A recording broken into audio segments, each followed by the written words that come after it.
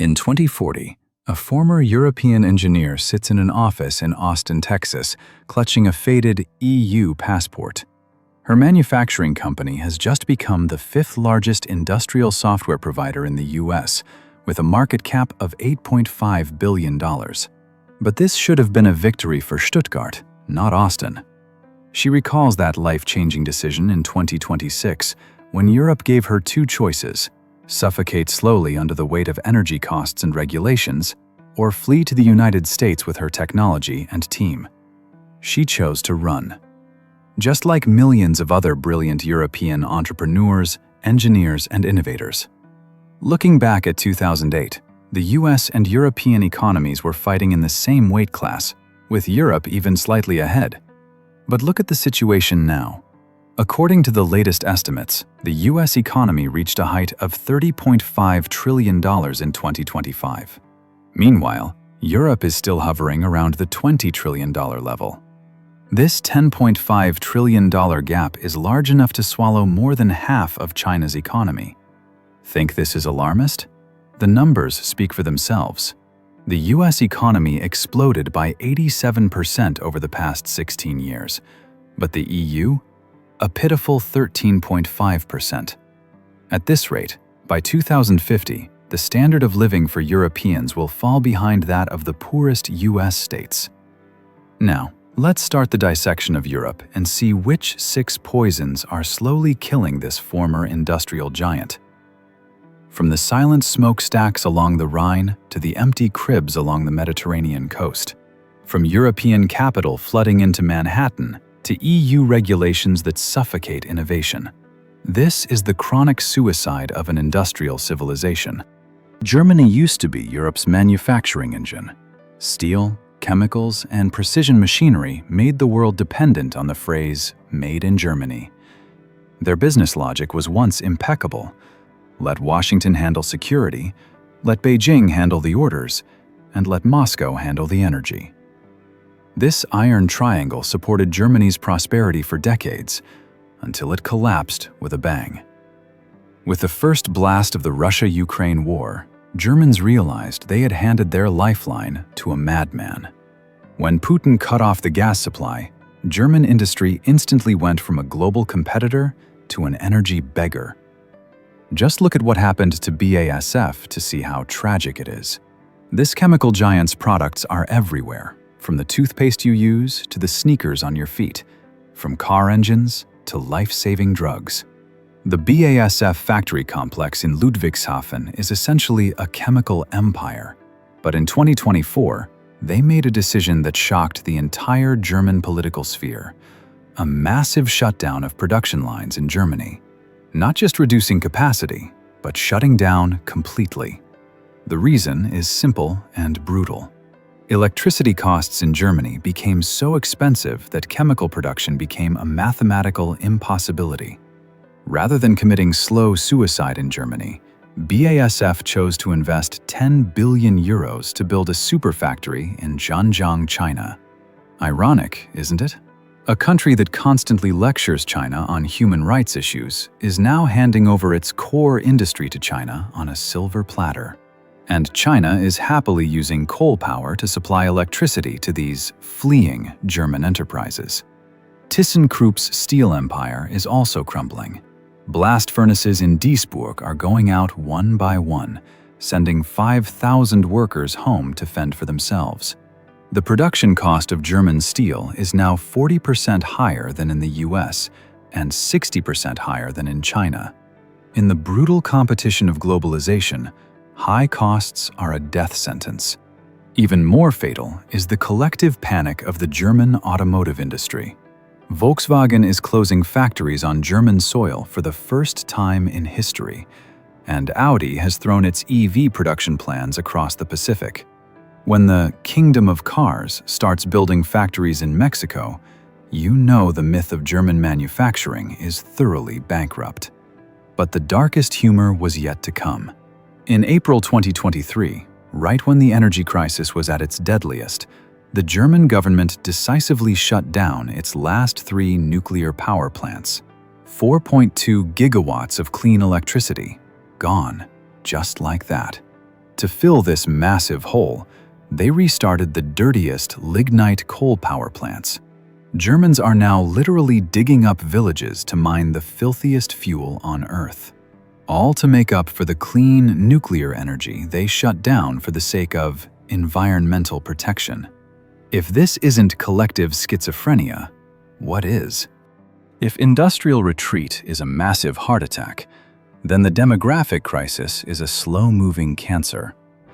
It is silent, but 100% fatal. Walk into Italy today and you will see a strange sight. Michelin-starred restaurants are packed, but maternity wards are deserted. In 2024, there were only 370,000 newborns in Italy, and the fertility rate dropped to 1.18. What does this mean? Demographers say a fertility rate of 2.1 is needed to maintain a population. Anything below 1.5 is a demographic emergency. But 1.18? That is chronic suicide in a biological sense. Now imagine you are a 25-year-old Italian youth named Luca. You have a university degree, but you can't find a job because the economy is as lifeless as a nursing home. You are squeezed into a small apartment with your parents because rent is hopelessly high.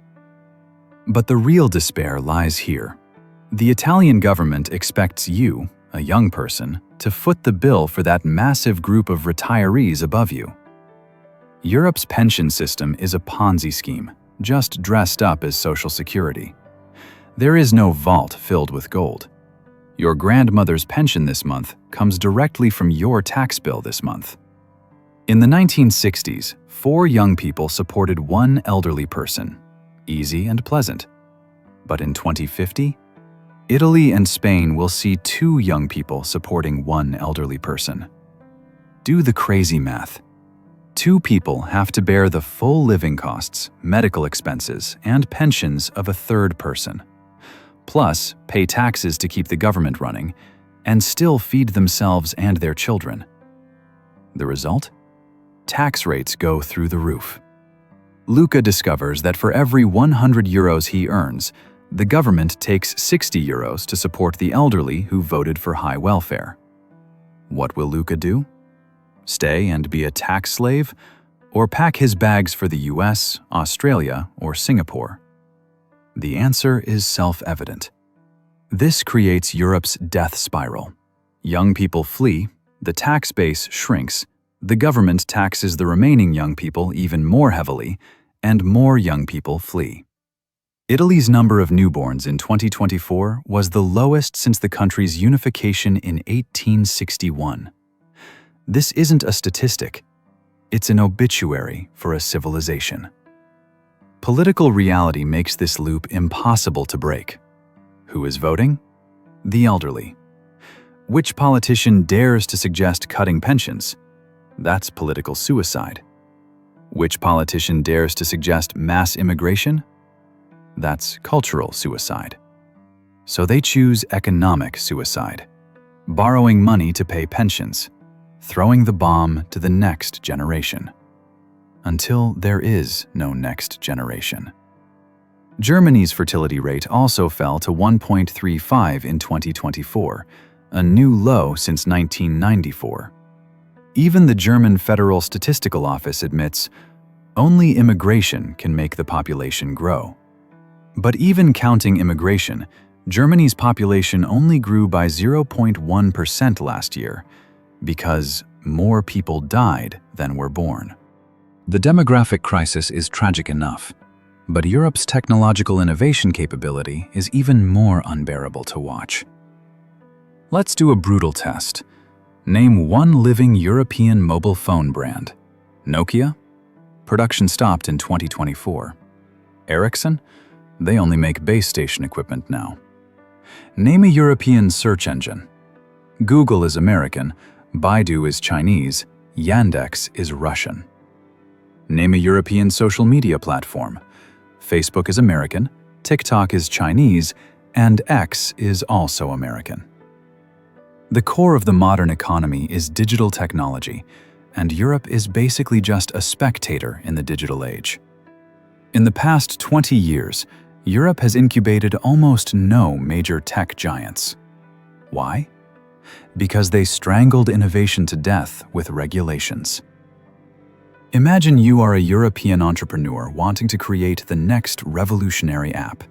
Congratulations, you first have to face regulatory hell. GDPR, the Digital Services Act, the Digital Markets Act, the AI Act. Before writing your first line of code, you already need to hire a team of lawyers. Just understanding these regulations will cost you 500,000 euros. Meanwhile, a 19-year-old genius in Silicon Valley can code in a dorm room and change the world without worrying about bureaucrats knocking on the door. Europe's regulatory logic is, if in doubt, ban it. America's logic is, if there's no evidence of harm, allow it. The result?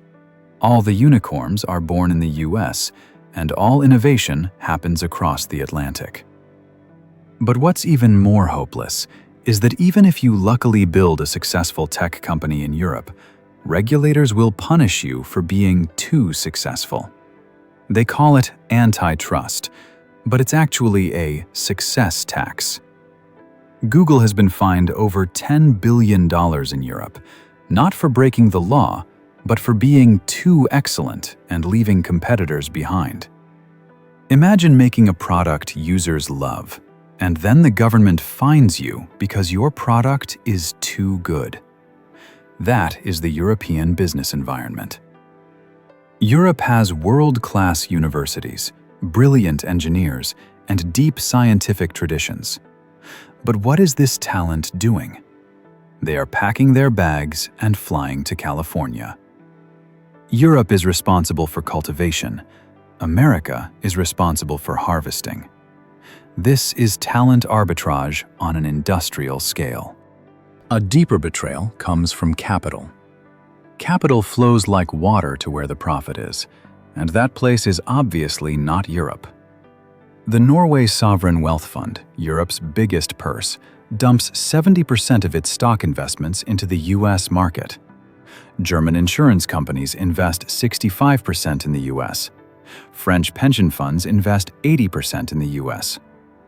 Over 2 trillion euros of European savings flow to the US every year, providing ammunition for American innovation, only for those products to be sold back to Europe. How absurd is this self-castration? The Norwegian fund refuses to invest in local innovation, but throws billions at Silicon Valley AI companies, arguing that the US market is more mature. Then US companies use Norwegian money to defeat European competitors and sell the products back to Norwegians. This isn't investment, it's funding the enemy. A European unicorn needs an average of 9.9 investors to reach $1 billion valuation. The US needs only 7.3, and China only 5.3. Imagine trying to convince investors from 27 countries, each with different laws, standards, and bureaucratic procedures. This isn't fundraising, it's a diplomatic marathon. European venture capital accounts for only 0.3% of GDP, while the US is at 0.19%. But the absolute scale in the US is much larger. Europe's largest venture capital fund manages $3.5 billion. The US has over 50 funds exceeding $5 billion. When you need $100 million to expand, this gap is fatal. Even if the capital problem is solved, Europe has an even more fatal flaw: energy. Energy is the blood of industrial civilization. If energy is cheap, the economy prospers. If energy is expensive, the economy shrinks. Europe has chosen a path of energy suicide. In the past 20 years, Europe has indeed led the world in green transition, and emissions have indeed dropped. But the cost is economic self-destruction. Europe's energy strategy can be summarized in 4 steps: close nuclear plants, ban fracking, build massive wind and solar farms, and use Russian gas as backup. See the problem? The fourth step based the entire strategy on Putin's goodwill. When Russia invaded Ukraine, this fantasy shattered instantly. European industrial electricity prices soared to 2.5 times that of the US. ASML in the Netherlands, the crown jewel of European high-tech manufacturing, announced it is moving major expansions to the US. The reason?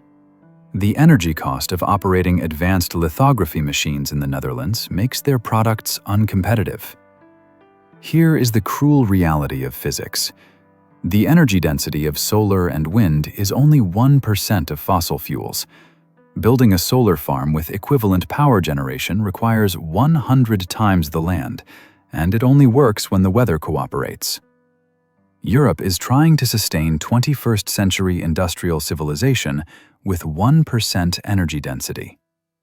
This isn't a policy problem, it's a violation of the laws of physics.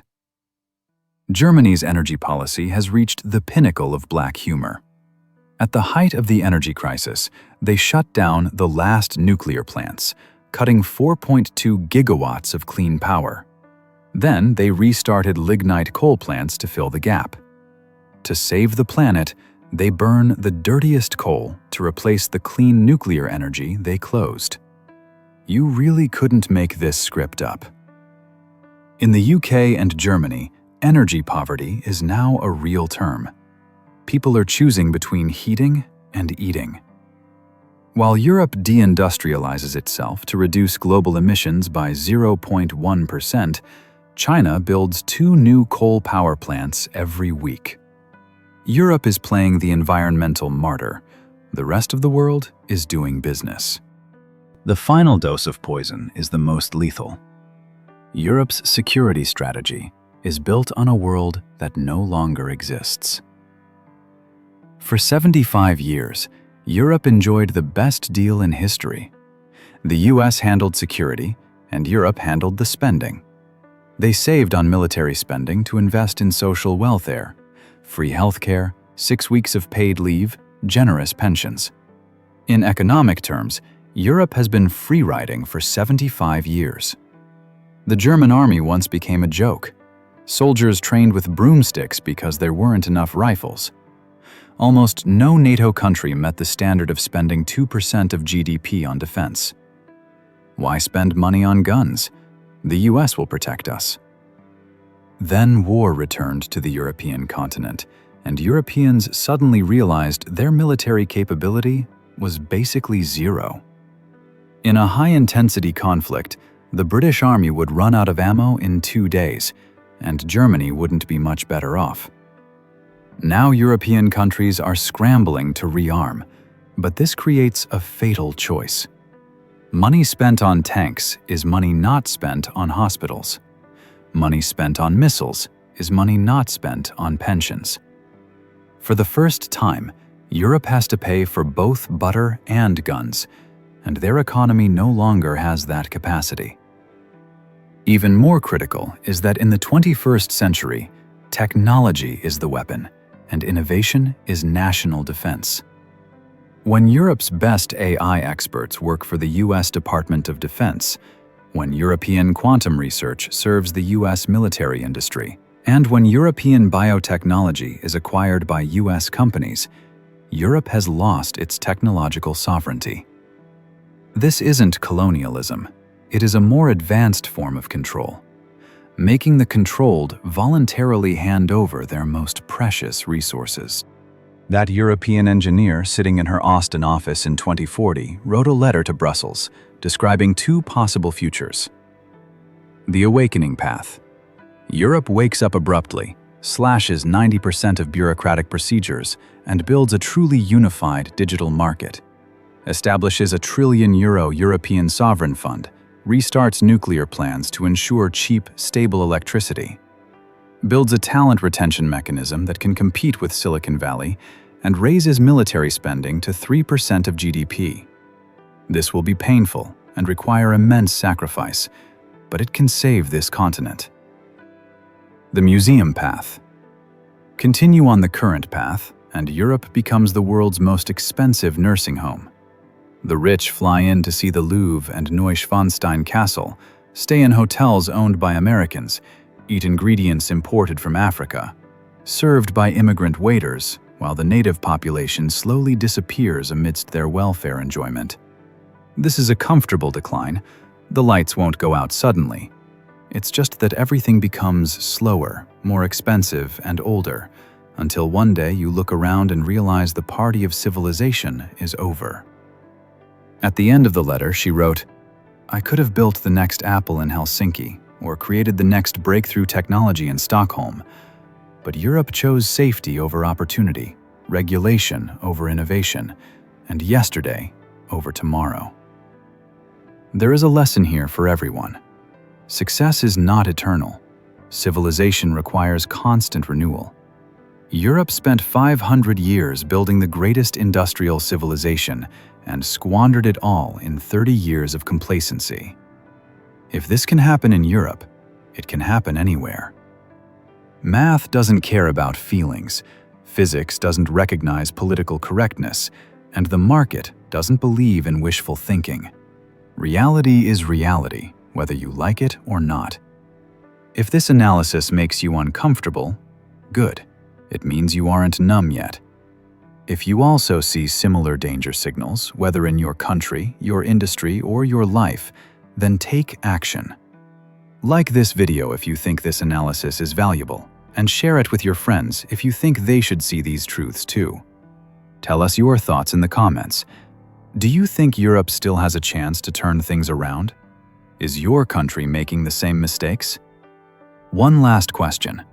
If you had $100,000 to invest right now, would you invest in Europe's tomorrow or America's today?